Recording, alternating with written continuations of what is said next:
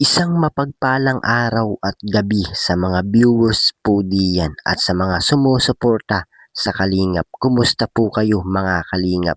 So ngayon nga po ay may bago na naman tayong pag-uusapan at tatalakayin patungkol nga po dito sa issue. Kaya sabay-sabay po nating alamin mga Kalingap. So papaids po natin haharap sa kaso patungkol sa pagbabastos sa kanya. So, totoo nga ba na binastos ni Papa Eds itong si Beyonce? So, yan po yung ating aalamin at tatalakayin mga kalingap. Pero bago po yan mga kalingap, sa kabilang dako po muna tayo.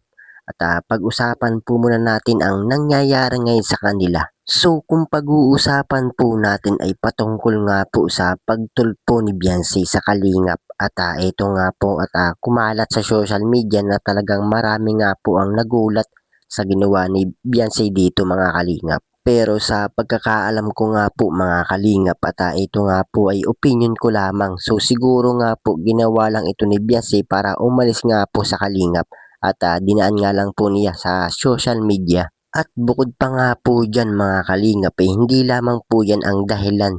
So siguro nga po dahil din nga po sa selos kaya nagagawa ni Beyonce ang ganitong eksena mga kalingap. So para sa akin mga kalingap pwede naman po niya na kausapin ng maayos itong si Kalingap Rab na gusto na po niya umalis sa kalingap. At hindi lamang po niya dinaan sa social media or sa Rapid Tulpo dahil alam naman po natin na million views nga po ang nanonood at nakakapanood nga po kay Rapid Tulpo mga kalingap. Pero mga kalingap, marami po ang nagsasabi na meron daw isang bigating sponsor ang nasa likod nito at kaya daw po nagagawa ni Beyonce ang ganitong eksena at yung tumutulong nga po sa kanya sa kahirapan kinakalaban niya po ngayon mga kalingap. So, totoo po ba talaga na may bigating sponsor na nasa likod ni Beyonce? Kaya po malakas ang loob niyan dahil nga po na may sumusuporta po sa kanya mga kababayan. Pero dahil sa ginawa nga po ni Beyonce at ng pamilya nga po niya talagang marami nga po ang nagalit at nawala ng tiwala sa kanila. Lalong-lalo na nga po dyan yung mga viewers at mga sponsor na talagang nagbibigay lagi po ng tulong at suporta sa kanya mga kalingap. So kayo po mga kalingap, yung mga solid viewers po diyan, ano po yung masasabi nyo patungkol nga po dito sa ginawa ni Beyonce na pagtulpo sa kalingap at talagang nakakagulat nga po kung ating iisipin mga kalingap. So ano po yung masasabi nyo para nga po dito?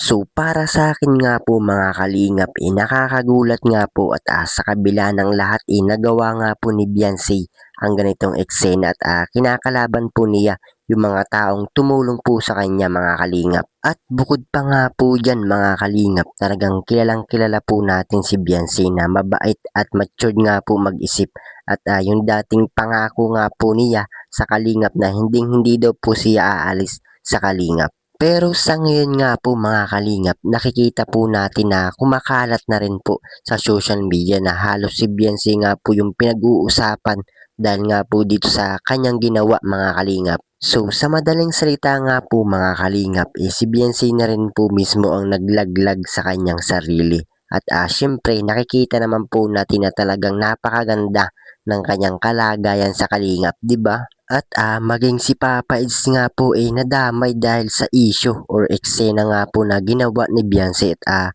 ang dahilan nga lang po mga kalingap selos lamang po pala. So yun, balik na nga po tayo dito sa ating topic patungkol nga po sa issue. So Papa Eds muling haharap sa kaso dahil sa kanyang pangbabastos kay Beyonce. So totoo nga ba na nang bastos itong si Papa Is natin? So yan po yung ating aalamin mga kalingap. So mga kalingap, alam naman po natin na talagang umpisa pa nga lang po nakikita po natin na talagang napaka-sweet nga po nila sa isa't isa at sinasabi nga po nila na parang mag-asawa na daw itong si Beyonce at si Papa Eds.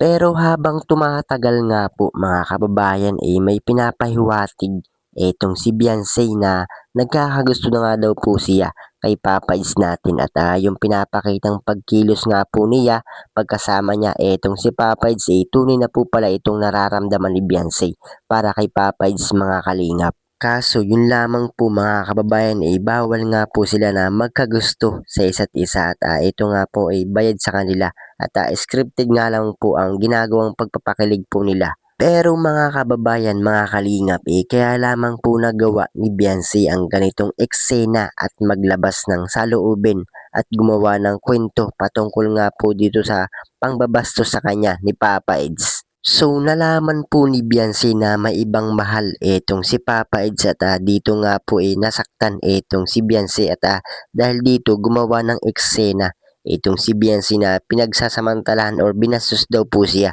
ni Papa Eds natin mga kalingap. So ngayon nga po mga kalingap, alam naman po natin ang katotohanan. Kaya nagawa nga po ito ni Beyonce dahil sa sobrang pagmamahal nga po niya kay Papa Eds natin at alam naman po natin na first love nga po niya itong si Papa Eds nga po natin mga kalingap. So ang ending nga po mga kalingap hindi po totoo na binastos ni Papa Eds itong si Beyonce at ginawa lamang po nito ni Beyonce dahil sa sobrang pagmamahal nga po niya kay Papa Eds natin mga kalingap. Pero alam naman po ni Beyonce na maraming beneficiary na babae itong si Papa Eds natin at mga tinutulungan nga po or mga pamangkin. So dahil nga po dito kaya nagselos itong si Beyonce natin mga kalingap. So gaya nga po ng sinabi ni Beyonce noon na first love nga po niya itong si Papa Eds natin at ngayon nga po mga kalingap humantong nga po sa point na napamahal na ng sobra itong si Beyonce natin kay Papa Eds mga kalingap.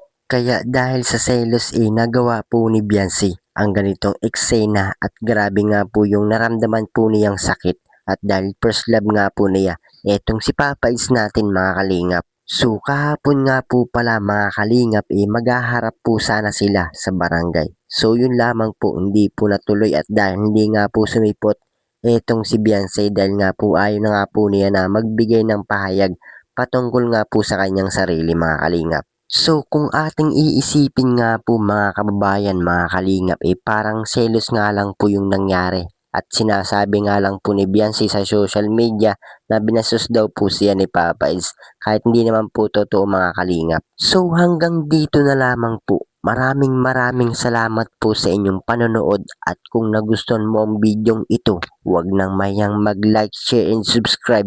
Pindutin lamang ang notification bell para lagi po kayong updated sa aking mga video. At gaya nga po ng lagi kong hinihiling sa inyo mga kalingap, suportahan po natin ang mag-ama na matubang. At alam naman po natin na napakaganda ng kanilang pinapakita. Mga pagbibigay saya at tulong sa ating mga kababayan, suportahan po natin at imaraton mga kalingap. Nang sa ganun marami pa po sila matulungan.